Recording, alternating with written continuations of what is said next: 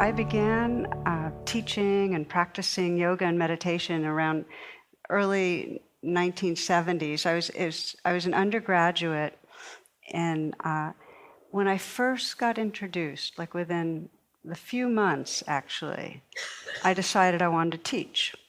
So what happened? And I'm really interested for you to consider for yourself, what really has happened when we come to that realization we just want to share what we're loving. I still remember this spring evening when I was in college, where I was after a class where we had done yoga and meditated, and I was walking home to my apartment, and there was this wind that was really warm and the fragrance and so on. And it was a moment when my body and my mind were in the exact same place at the exact same time, and that hadn't happened. And it was in those moments that kind of collected sense that I just felt totally at home. And that happened over and over again in yoga and meditation. And there was this sense that I couldn't imagine anything more gratifying than going deeper into those practices and sharing them. Several decades ago, the Dalai Lama met with a group of Western teachers, and one of the questions was, what's the most important message we can bring to our students in the West? And his words were that they can trust the power of their heart and awareness to awaken through all circumstances. Much as Jack described, okay, we run into the whole sense of mortality around the corner, heart attack, whatever it is, or the divorce, or we run into something going on with our children that's really bringing incredible angst, that whatever the circumstances, this heart and awareness can awaken through it. And it's trusting that. You wouldn't be here if you didn't have that trust. It's trusting that we can actually help to nourish that trust in others. Because when we trust, we get to relax and rest in our lives. If I review my life, I can see that it was the times of most difficulty that actually nourished that trust the most. In my 20s, the big challenge was what I've come to term the trance of unworthiness, which was really a sense of I'm not okay. And really facing the angst of self-judgment and self-aversion, and learning how the practices could make an amazing difference in that realm. So a cornerstone of our training is how to really guide people in finding that compassion for themselves, because that's how the change happens.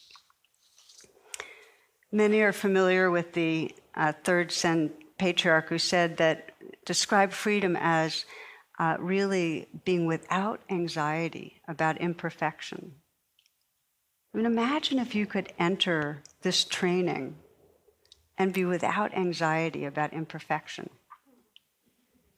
Yeah, I know what you mean.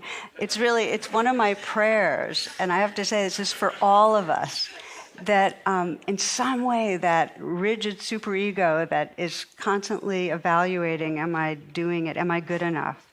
Am I doing this right? Am I the one person here that really doesn't belong? That kind of thing, that we can let it go. It's one of my favorite little stories is of children in a cafeteria, a Catholic school cafeteria, and they're in line, and they first pass this pile of apples, and there's a big sign saying, "Take only one. God is watching," okay? Then at the end of the line, there's a pile of cookies, and it says, the note was written by a child. It says, "Take all you want. God's watching the apples."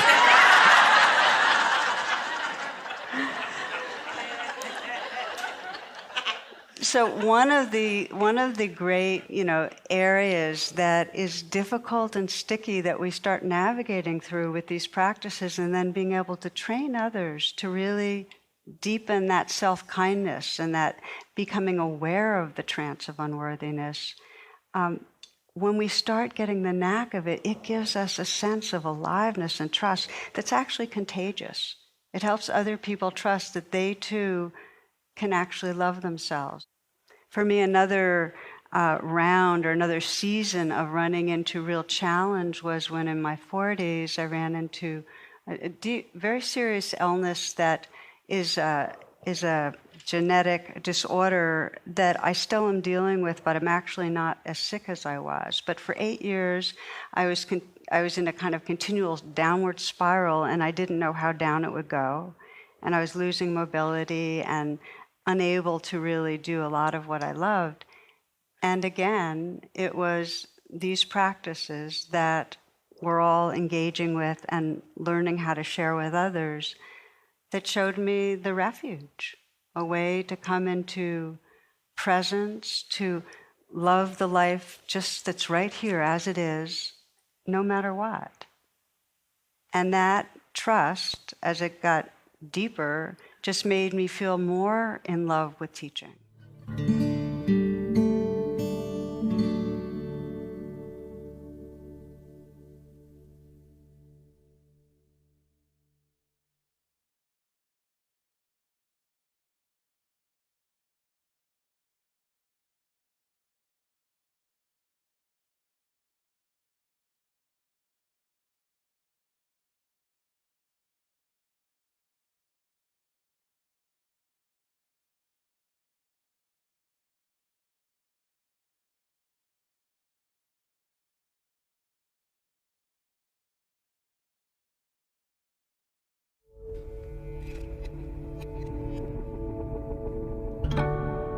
And as I've said in Power of Awareness, especially in these times when we think about it, no amount of outer technology, of computers and nanotechnology and biotechnology and space technology and all the amazing things where we have the great Library of Alexandria in our pocket phone, will stop continuing warfare, continuing racism, continuing climate destruction in the earth, continuing tribalism. These kind of sufferings come from the human heart. And just as we've developed the extraordinary outer technologies, humanity is now called upon collectively to develop the deep sense of interconnection and compassion and wisdom that is possible for us as human beings. As the chairman of the Joint Chiefs of Staff Past said, we are a nation of nuclear giants and ethical infants, and it's about time for us to grow up a little bit. Whatever your politics, and I won't assume anything because we have many different views in this room, as you quiet your mind and tend your heart and open your heart, you become a sanctuary for what's sacred, for mutual care, for well-being of yourself and others. You become a carrier of joy or of peacefulness. And in doing so, in finding these in yourself, you become a sanctuary for others, you create a sanctuary for others around you, wherever you are and wherever you offer teachings. And then the earth becomes more holy, truly a sanctuary. What you offer can transform lives. I received this letter, get lots of letters. Dear Jack, I really don't know or expect to be talking to you directly when I say this, but I wanted to express gratitude right now. I found you through listening to a podcast some time ago, and little by little your ideas of loving, and especially loving yourself and having compassion, began inching their way toward what I guess is my heart. Kid's in trouble here. You soothed me in darker days and given me a glimpse into a more loving reality for myself. Tonight, I finally gave in and tried meditating. I decided after hearing you speak through my phone for months and months, I would finally give in and just sit with myself for a while. I'm not sure I've ever cried tears of joy like that in my whole 21 years that I've lived so far. For the first time, I stopped and really held my anger I've latched onto, my hatred, my anxiety, and everything else I criticized myself about, with softness and compassion, without judgment. And all of a sudden, I felt like I really could be loving to myself in the same way that I would want to love others. I just finally got some relief with what I felt inside, and I want you to know that I love you for it. Thank you so much. It doesn't take much, and those seeds, and you're going to carry them, can transform everything.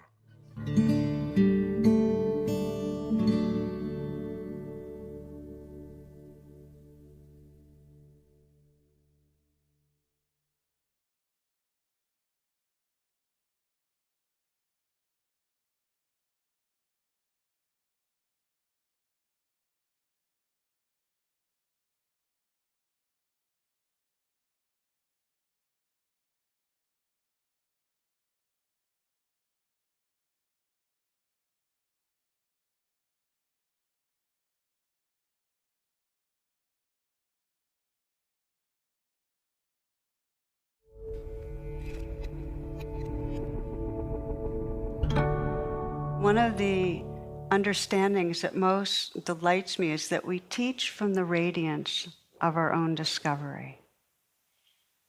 It's really, really true that there's all sorts of skills we build, but the real aliveness, what makes it a transmission, and you've touched this, you know this in your own experience, and you'll find it more and more with others, is it's an inside-out aliveness about it. There's a story I share often, some of you are familiar with, and Jack shares it also, that to me has the metaphor that we're perhaps most communicating. And back in 1957, a highway was being built through Bangkok. So one monastery had to relocate, and it meant they had to relocate this huge clay Buddha, very big, heavy Buddha, to a new spot. So as the crane began to lift the giant idol, the weight of it was so tremendous it began to crack. And what's more, there was a lot of rain that began to fall. So they lowered it back down to the ground and they covered it with a big tarp. Later that evening, the head monk went to make sure that the Buddha was okay, and he shined his flashlight under the tarp just to see what was going on. And as it reached the crack, he noticed a little gleam shining back. Thought that was strange, got chisel and hammer from the monastery and began to chip away at the clay, and others helped. And it turns out that after many hours of labor, what they uncovered was a solid gold statue of the Buddha, the largest in that part of Southeast Asia. And historians believe that several hundred years earlier, the Burmese army was about to invade Thailand. And so the Siamese monks wanted to make sure that the Buddha didn't get looted, so they covered it with plaster and clay. All of those monks got killed, but the Buddha survived. And what I love about the image of the golden Buddha is that each of us cover ourselves over to protect ourselves from injury, from the challenges, the greed and the aggression of our culture and what happens in our own families. So we have our egoic coverings, which is natural. And yet the suffering is we get identified with our coverings. We get identified with the ways we defend ourselves or present ourselves and our addictions and our accomplishments, and we forget the gold. And I think that perhaps the most powerful and beautiful message we offer to those we teach is that the gold is there and you can remember it, reconnect with it.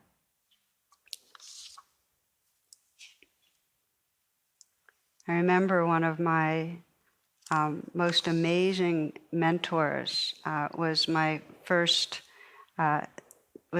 therapist supervisor, and he was brilliant at seeing the patterns in people. He could see the plaster clay patterns, but even more, his brilliance was in being able to mirror the gold.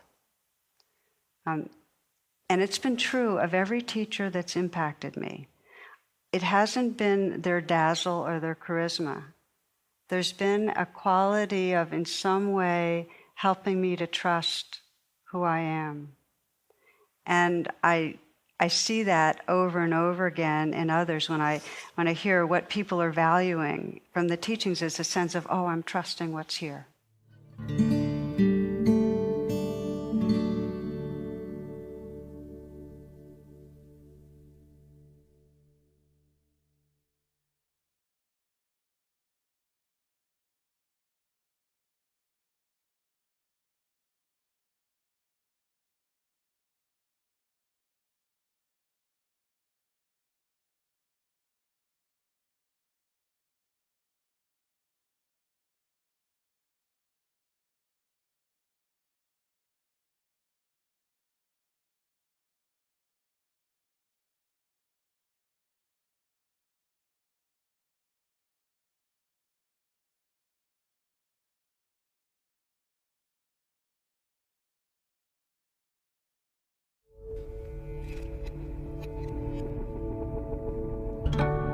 A couple of years ago, I was at the first White House Buddhist leadership gathering. 100 and some of us were there. Tara was also there. And I had the opportunity to give a kind of summary talk there and talked about the ancient teachings of wise society, that a society that meets with respect and honors the dignity of each person and speaks with and listens with respect to one another, a society that cares for the vulnerable, the children, the elders, those who are sick, a society that cares for the natural world, that such a society will prosper and not decline. These are teachings that we could find in any great spiritual tradition. But the next thing, which was really important to say, is that there are ways to train the heart and mind to do so. It's not that it's just that it's a beautiful ideal, but modern neuroscience with 5,000 studies and papers and different kind of lab experiments and so forth has shown that the trainings that we will be doing together in mindfulness and loving awareness and compassion, loving kindness, bring resilience, steadiness, empathy, physical well-being, emotional regulation, all those kind of things. We'll talk about that. And that even a little bit of it is powerful medicine. So that one physician who went through an 8-week training at Stanford in the kinds that we'll be doing, he went in, he was almost 50 years old and quite burned out from the pressures of the medical system and seeing patients one after another and, short bits and just tired of the whole thing and really not wanting to be there, not so present. And he did 8 weeks of mindfulness and compassion training. An old patient of his, an older woman, came in to see him. She'd been seeing him for many years. She said, "Something's changed about you, doctor. You seem different now. What is it? Are you in love or something?" Not many hours and not many weeks, but the power of paying attention and renewal that can come with that is really compelling. If it were not possible to find liberation, said the Buddha in his teaching, I would not teach you to do so. But just because it is possible for you to find a liberated heart, I offer the teachings for the benefit and the weal and the well-being and the awakening of all. We wrap ourselves in the traditions of every wise culture that welcome every being, whatever your race, whatever your sexual orientation, whatever your ability, whatever your background, whatever caste, creed, whatever kind of person that you are, the Dharma gates, the gates of truth, welcome you. And you are now invited in to feast on the blessings and the benefits that have been carried in every wise culture from generation to generation, and now they surround and hold you as well. Now, one of the beautiful things to keep in mind is that teaching is a practice in itself. As you teach, you remind yourself, and as you have to articulate what you know to others and go through this training, it will deepen your own personal understanding of compassion and wisdom. And when I teach, sometimes I have to listen to myself. It's not always easy, you know? And I listen, I go, oh, that would be a good idea. Or worse, uh-oh, I better actually do that stuff because I've been talking about that. So it will have its way with you, with all of you who are training, and it will transform you. It's also really trustworthy. And when I was in the Miami airport some years ago, a few years ago, traveling to a retreat, a man came up to me and said, "Is that you, Jack?" I said, "Yes." He said, "Remember me? I sat a long retreat with you in Insight Meditation Society in Barrie back in the late 70s. And I kind of, okay, I think so." And he said, "You know, I might have been a bit of a failure," he said, and I have this wonderful poem here that I'll only read a couple of lines from. It's called "I Fail as a Dharma Teacher," so it's not just the student. He said, "But I practiced for a while and it changed my life, but then I got involved in starting a business and a family and this and that, and it all fell away, and I would have considered myself not really very successful. But last year, I had a heart attack, a serious one. And as I was being prepped for surgery and didn't know if I would survive and all this, he said, it all came back. This is what I needed. Everything else dropped away. I came back to attention, my body and my breath, to bring a balance and loving awareness and compassion." He said it was all in there. It's really trustworthy because that part, the one who knows, begins to awaken in you and begins to be touched and awaken in someone else when they just hear of the possibility. And after that, it's too late for them. You know, even if they go back to sleep, some little seed has started. And you then go out and carry the lamp of awakening, which says, yes, there's suffering in life, but also there's a way to transform it. There's an end to suffering.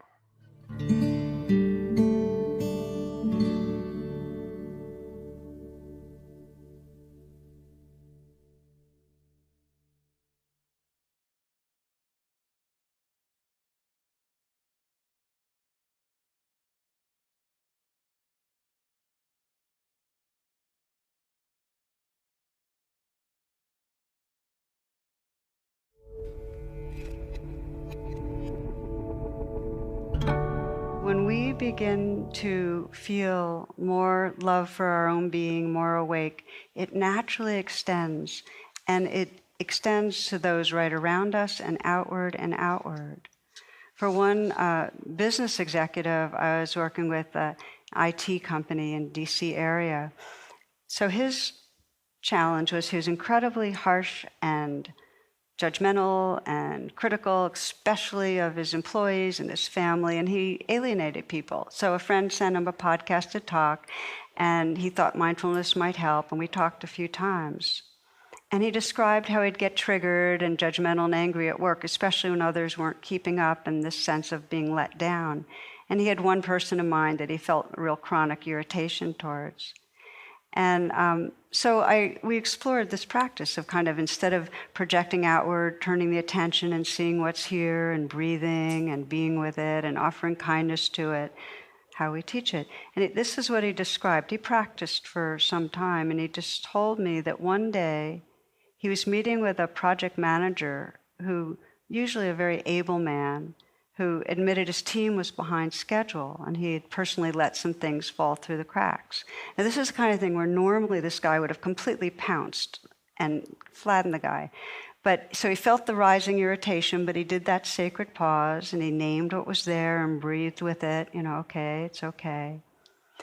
And then in that pause, he saw, okay, look, this guy is honest, he's wholehearted, he's being real right now. So he told him, look, I know that you're the kind of guy who's just doing his best.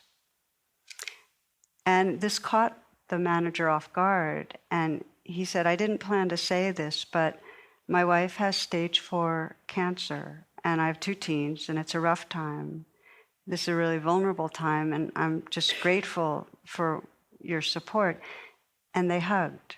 First time he had ever hugged anybody at work with tears. And he told me that a month earlier, he would have unwittingly added to this man's burden by getting angry. And he said, it was one of my saddest and best moments. It was like I had found my way back to being a real human being.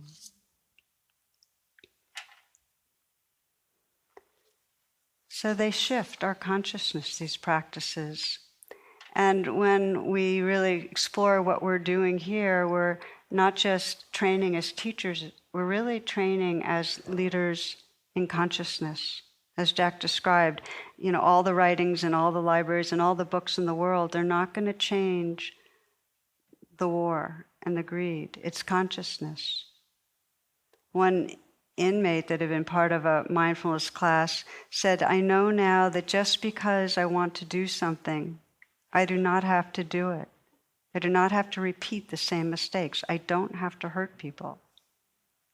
And within a week, I got this from a member of the DC Superior Court, a judge who had been taking mindfulness classes. She said, I'm no longer armored against suffering. I'm with real human beings who are hurting. This is what's possible. I just wanted to kind of share a few of the threads that, whether it's somebody in business or a Superior Court judge or an inmate, someone with just had a heart attack, this path has the capacity to give us a refuge that can carry us through.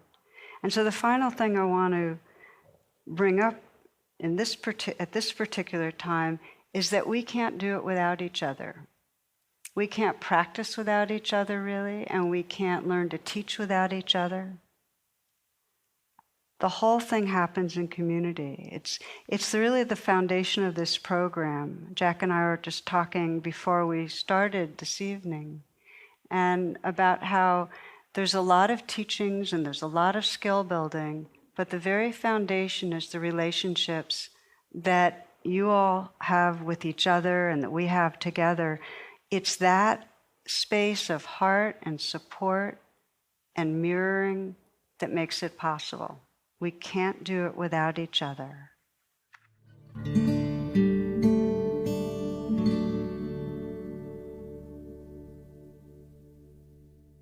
That is what they're doing. You have to understand that. Then you understand that we've been killed. They're basically just doing this and killing us. And always totally despicable. And the lies. That is what they're doing. They're going around killing all these years, 51 years. Your 56 years, our bonding, our intelligence bonded together. They're just going around and kill, dismantle everything, killing us. Basically, physically, just like, this is what we already have for 56 years. They're going around, keep this, keep this, keep this, keep this, keep this. That's all they're killing it. Eventually here, in your brain, it's totally emptied. Everything's been taken away. That's what they're doing to us. That's why I'm so upset of this. Because I'm totally being abused and nuisance attack. And be murdered. Basically, just be murdered. And basically just be murdered.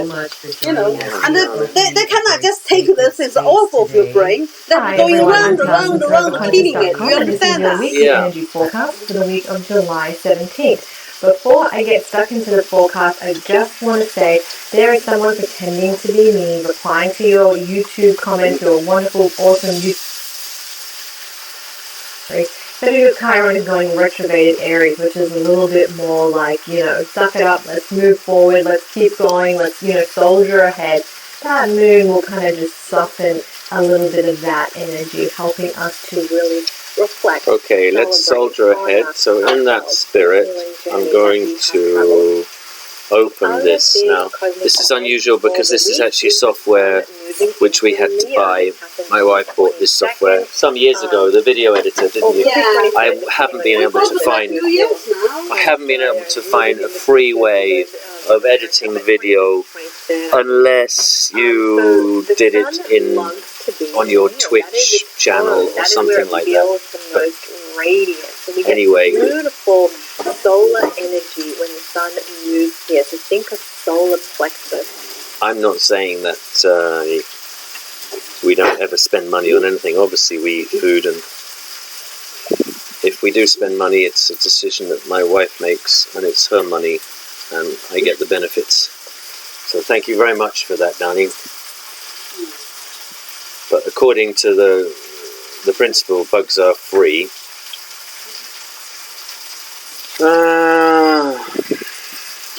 What is this? What's this about?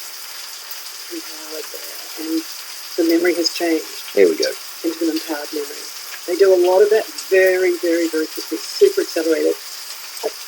It took me like, anyway, I noticed the acceleration as soon as I started to work with these guys in my energy work and with clients. The speed with which they started to make changes. So I'm just letting you know, everyone, that soul wounds, old past lives, this is one of their very first focuses with you when you jump in to a one-on-one decision to go fast in your awakening. They will start traveling into your past lives. And usually there's about 7 really big ones, 5 or 7 really, really big ones.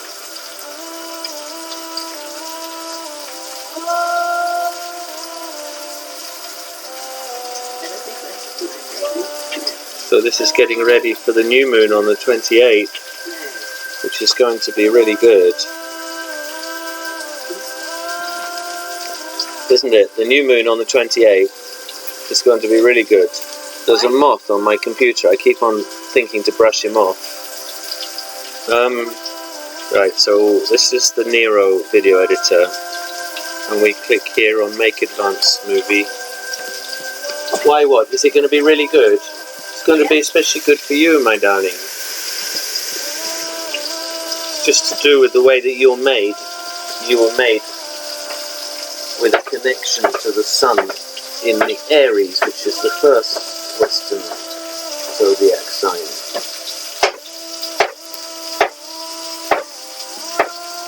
I'm not sure that I like this. I'm not sure I like this music very much, though. Let's try this one.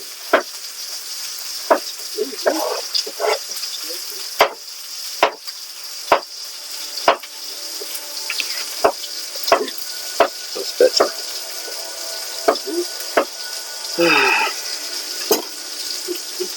Alright. Now, we go to import.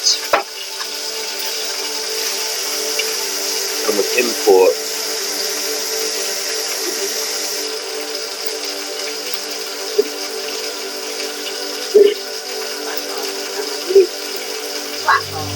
oh, darling. You got no idea that's how they're kidding you.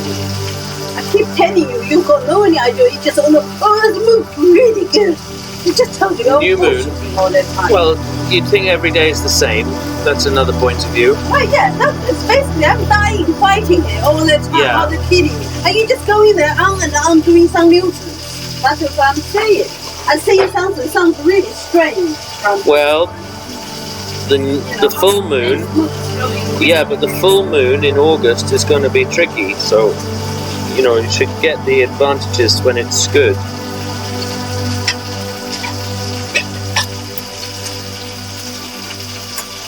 It takes a while for this to load up. I haven't shown how I do this. I've mentioned it many times. That you can take a video and grab a still image from it. This is my Lovebug's account, which doesn't get much action.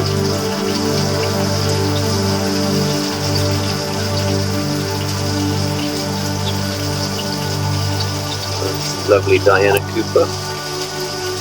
Okay, still loading into it. Alright, we'll listen to Diana Cooper again talking about Archangel Oriel.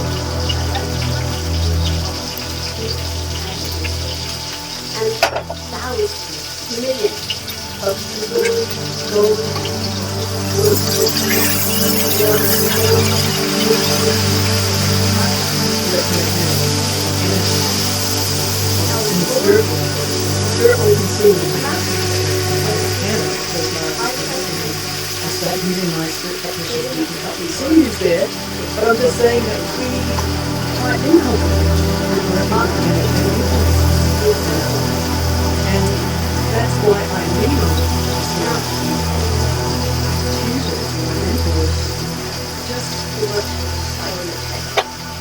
easily and quickly and a lot. In order for me to stay in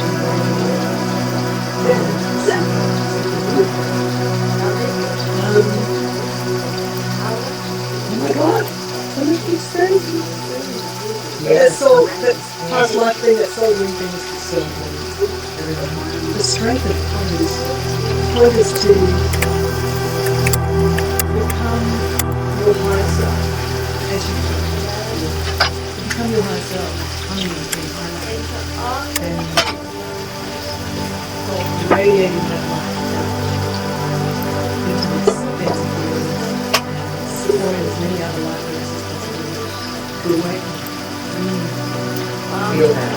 That feels great. And I know so many. All right, it's there now. And so pop that in there. let's meet a creator being.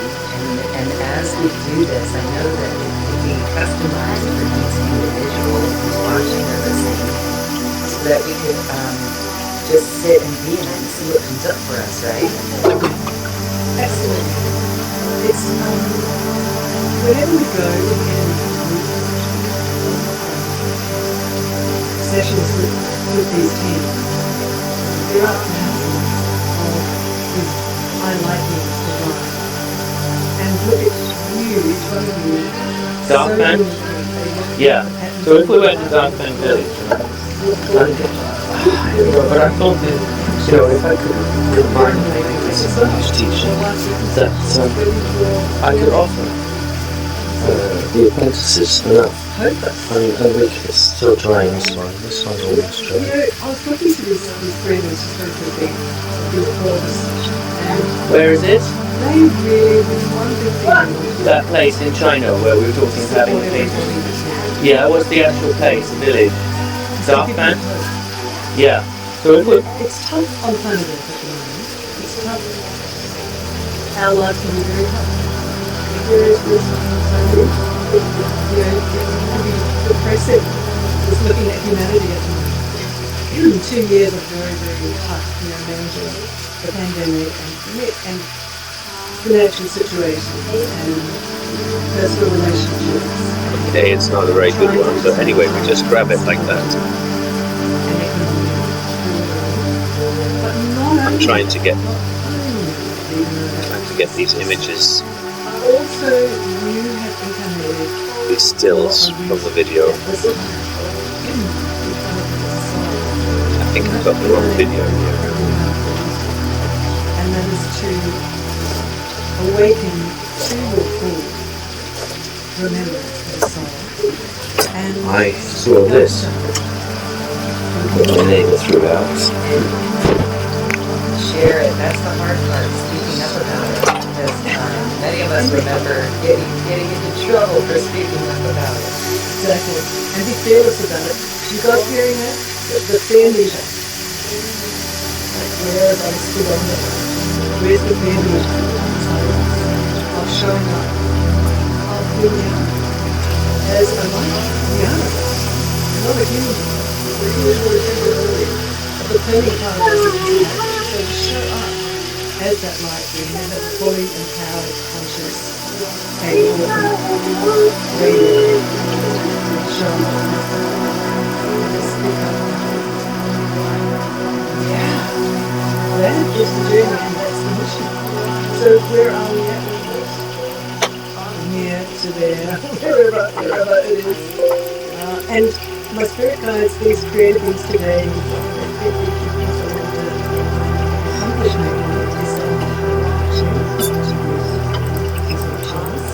that there is acceleration to that point.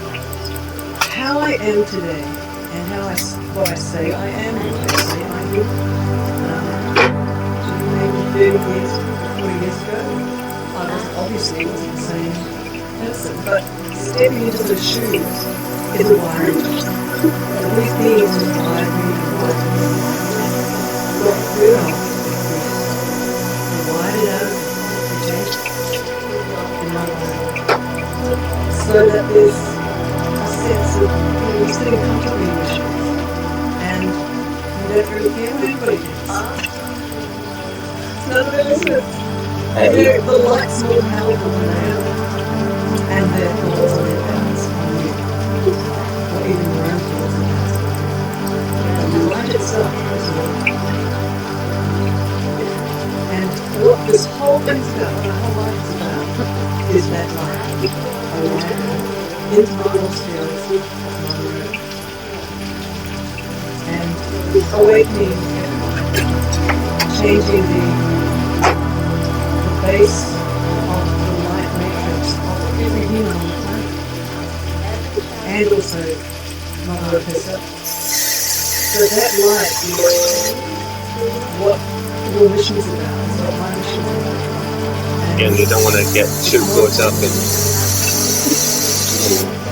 duplicating it. Yeah. You'd be surprised how different these images are actually as you Okay, let's go guys. Closing the eyes, let's take a deep breath. as you look at it from different angles. Thank you for being here. My great being. Big warm welcome. Feel high.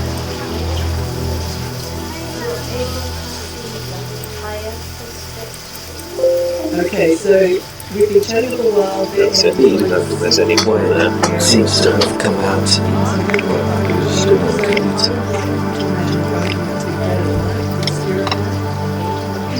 Those candles now part of the project, aren't they? To just step into your own light and then you switch become that world. Feel yourself expanding. What's so funny, honey? I think I'm very retarded. They're going on and that abuse me. Sometimes just really silly and funny. And as we're just quietly hanging out there as that little light, I'd like you to imagine that there is a being of light standing in front of me. This is an escort travel buddy. So I'd like you to reach your hand out and take that hand. Put your hands together. Okay, no, that's better. That's As you're holding hands, focus. a column of light forms around you both. You're going to get there. And together, like Peter Pan Winnie was starting to lift up the column of light. Oh, you forgot to mention to Mommy it's the I've used that.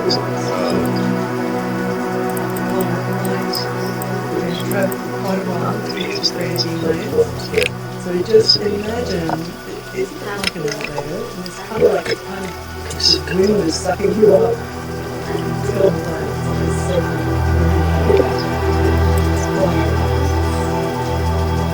You're going up everyone, you're going to travel.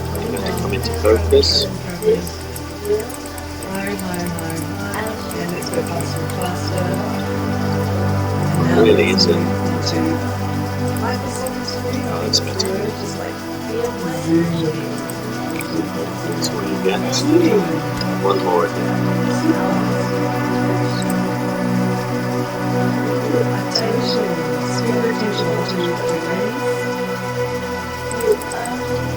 Just like blue that we're going to teach us.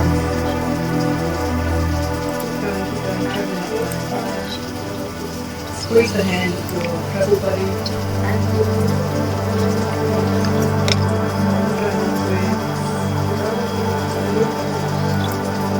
Alright, slowing down now, and this being, this travel buddy, incredible being, light being, turns around towards you and just bends over and put your foreheads together. Connect your foreheads together. With the moment of it, and then, like in an elevator, slides open, step out, and you are in a big sort of ocean of light. Just standing there, hand in hand.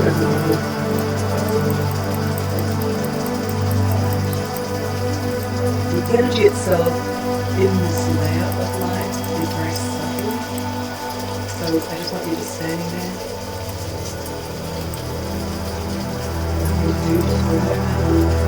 Looks like there's a sort of moustache there. So interesting. And suddenly we are noticing that we are in the middle of a very big circle of lightning around us. For the same reason. Very subtle and just pretend. Put the pretend mode on. And an incredible light being starts walking towards you. So we are in a big circle of lightning. One particular light being starts to walk towards you. It's a very powerful creative being. And your escort just steps away from the side.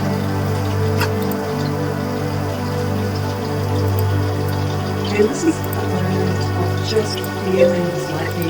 Yeah, that's in the news yesterday. Oh, yeah. In the zoos. The news in the zoos. The zoos in the news. What's Charlie doing? Oh, he's licking his paw. Don't lick your paw, honey. Yeah, thank you. Don't lick it, honey. It's okay. Don't lick it, honey. Don't lick it, Charlie. Don't lick it.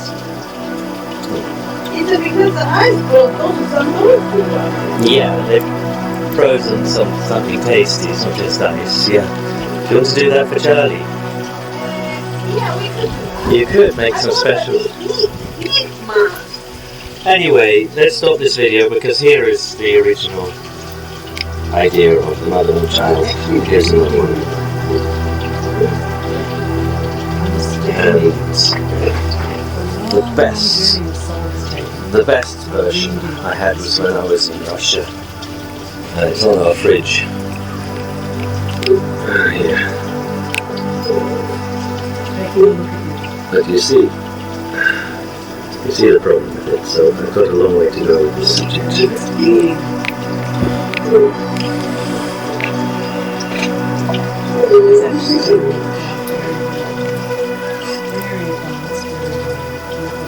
So we'll import the other one. Allow them to take a nice long walk into the water. Just have a quick look at the digital images that we were making. This project's called Heatwave. It's always good to have a snappy title. View, picture tools, slideshow. Could be causing current relief of shadow into your debug. This is what happens. Dinner's ready. Oh, great.